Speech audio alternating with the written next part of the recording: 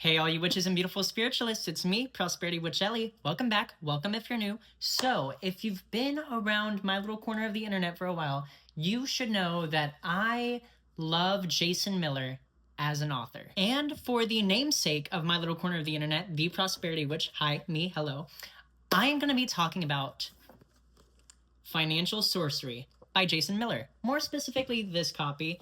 This is the older version, this is the newer version. Anyway, let's get right into it. So, firstly, let me start this off by saying Financial Sorcery is, in my opinion, one of the first money magic type books that didn't just say, hey, you want more money, you want to be prosperous, just manifest harder. No, it gave real world strategies, real world tips and tricks on that aspect of both magic and the mundane world. Look, I've had my original copy forever, and in my opinion, it genuinely changed how I approach money in both a magical and practical way. Honestly, this book, I refer to it constantly, even nowadays in my practice. But that's enough of that version, so let's talk about the new updated version. Red Wheel Wiser was kind enough to send me this book, like I said, the updated version. And let me tell you, it is not just a new cover. No, Jason and his whole team really went into expanding the original content. Firstly, there's a brand new introduction, which he openly admits that the world has changed a lot since his original book, which was roughly about 2012 or so. A whole new chapter, which is very early on in the book, that goes into the 4 stages of financial progress, and a new appendix and epilogue that ties everything together in a more modern sense. Honestly, the revisions in this book make the whole system feel a little more sharper. Like I said, from the 4 stages of wealth to enchantments, offerings, even building a secondary income. In my opinion, it's a lot more clear and a lot more actionable.